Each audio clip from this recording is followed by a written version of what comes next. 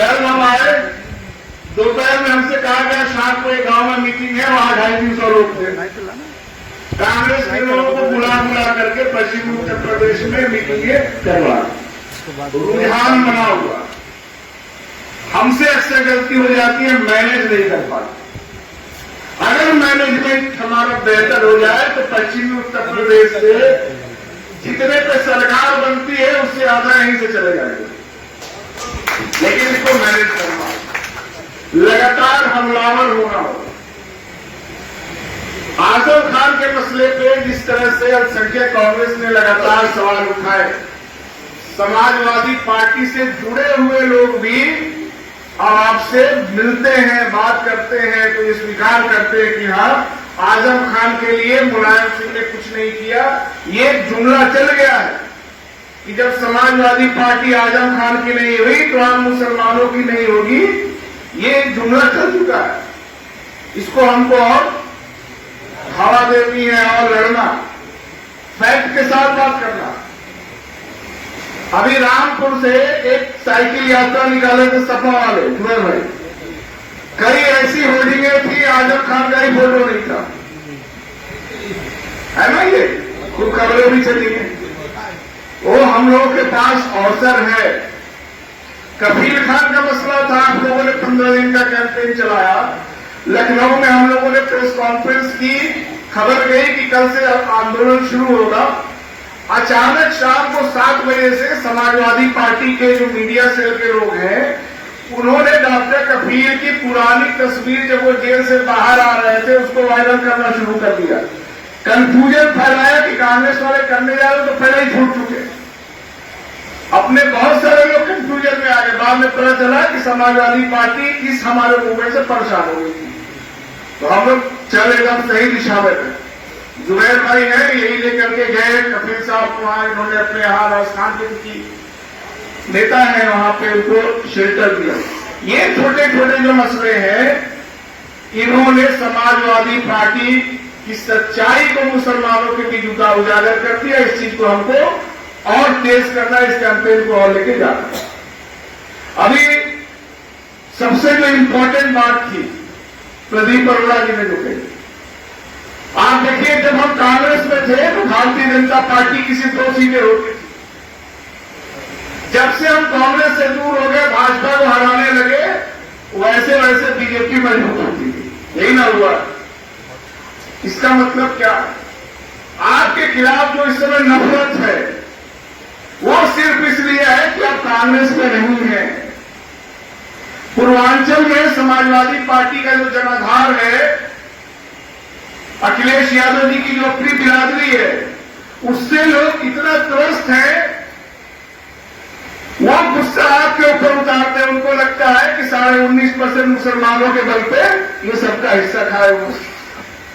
सवर्ण को लगता है कि आपकी वजह से समाजवादी पार्टी के लोग सत्ता में आके गुंडे ही कर रहे हैं। लेकिन उनको तो पीटेंगे नहीं पीटेंगे, आपको गुस्सा उनसे है, पीटे आप। ये जो आपके खिलाफ नफरत फैला हुआ है, इसका सिर्फ एक तरीका है कि आप कांग्रेस में आ जाइए। आपके खिलाफ न तो अगड़ा रहेगा, आपके खिलाफ न तो पिछड़ा रहेगा। और जब तक हम लोग कांग्रेस में रहे, व्यक्तिगत तौर पर संघ परिवार से जुड़े लोग भले कुछ इस तरह की घटनाएं कर ले, लेकिन ओवरऑल समाज आपके साथ रहता है। आप जब कांग्रेस होकर के गए तो सबने अपनी अपनी एक पोजीशन ले ली। ये जो 11 बजे तक वाला जो उदाहरण अभी ये दे रहे थे, अभी मैं अजय राय जी क्या था बनारस में, राजेश मिश्रा जी का, राजेश मिश्रा जी ने हमसे बात कही कि चुनाव के समय 2009 में मुख्तार अंसारी ने उनको फोन किया, कहा कि मायावती मुरली मनोहर जोशी को, जो भारतीय जनता पार्टी के प्रत्याशी थे, उनको जितवाने के लिए जानबूझ करके बिना मुझसे पूछे, बिना मेरी राय लिए हमको बनारस से चुनाव लड़ा।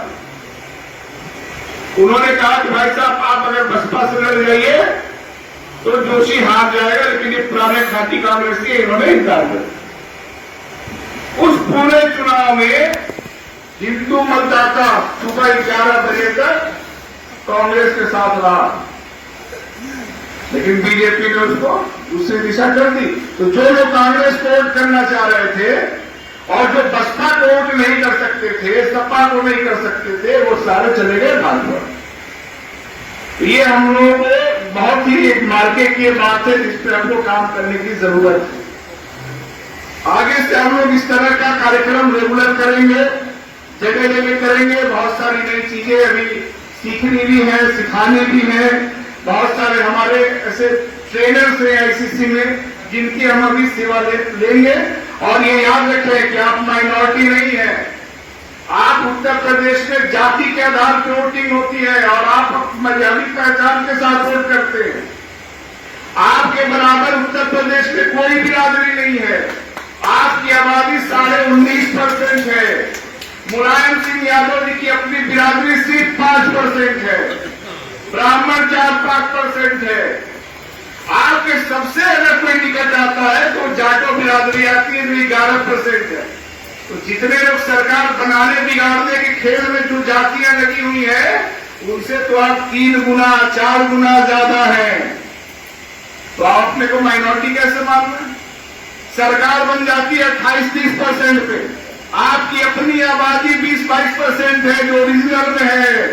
आप अगर कांग्रेस के साथ आ जाएंगे, आप इंजन हैं, आप आ जाएंगे तो 4% वाले डब्बा वाले भी अपना अपना ला करके जोड़ देंगे। जोड़ेंगे कि नहीं जोड़ेंगे? सपा के लोग अफवाह फैला रहे पूर्वांचल में मुसलमानों के बीच कि कांग्रेस में क्या है, कौन है बिरादरी उनके, जिनका खुद वजूद हमारे ऊपर है। वो मुसलमानों से समझा रहे कि कांग्रेस में क्या करने जा रहे। अगर मुसलमान सिर्फ सोच ले कि हमको सपा छोड़ करके जाना है, अभी सोचेगा तब तक समाजवादी पार्टी का अपना वोटर उसको छोड़ करके भाजपा में चला जाएगा। हमको इन घटनाओं को भी लोगों को संकेतों में समझाना है। ये जो आसिफ वाली घटना हुई थी, मैं तो खुद गया था वहां, नसीम भाई है यहाँ पे, यामीन लेके गए थे हमको, थाने पर भी हम लोग गए। समाजवादी पार्टी को क्या बुरा लगा? समाजवादी पार्टी ने क्यों नहीं स्टैंड लिया? इसलिए स्टैंड नहीं लिया क्योंकि पीटने वाले का टाइटल अखिलेश यादव की बिरादरी से मिलता है। ये बात मुसलमानों को समझ में आ रही। 2019 में मुसलमानों ने गलती की, समाजवादी पार्टी को वोट दिया ये सोच करके कि वो भाजपा को हराएंगे। और पार्लियामेंट में मुलायम सिंह खुद इस बात पे बोले कि हम चाहते हैं आप दोबारा प्रधानमंत्री। तो कौन बेवकूफ बना? आपने वोट, आप जिस कैप्टन के नेतृत्व में मैच खेल रहा है, पिछले 30 साल से मैच फिक्सिंग कर रहा, पकड़ में अब आया है और पकड़ में आ गया है तो गला मरोड़ देना है। लड़ने वाला मुसलमान बनना है, एपोलोजेटिक मुसलमान नहीं। आखिरी बात, अभी मैं पिछले दिनों राहुल जी के यहां हम और हमारे दलित कांग्रेस के जो नरवाल जी में गए थे, राहुल जी ने एक बहुत अच्छी कहानी बताई। उन्होंने कहा कि मुसलमान हिंदुस्तान में 3 तरह के होते हैं। एक हीरो का नाम बताया, लाइव भी चल रहा तो उनका नाम नहीं ले सकते। एक हीरो का नाम बताया जो लगाम फिल्म में थे।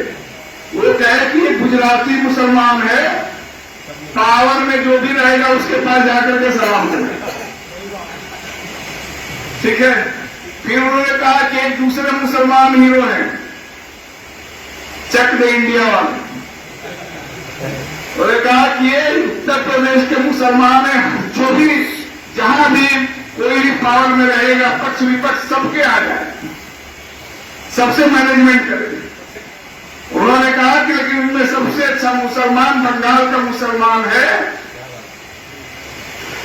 जिसको उन्होंने बताया कि जो भी एक फिल्म आई थी पाकिस्तान बजरंगी भाईजान वाली फिल्म, उसके हीरो कहा कि ये सबसे असर्टिव हीरो है, असर्टिव मुसलमान, वो झुकता उठता नहीं है, लड़ने वाला मुसलमान। तो हमको वो वाला मुसलमान बनना।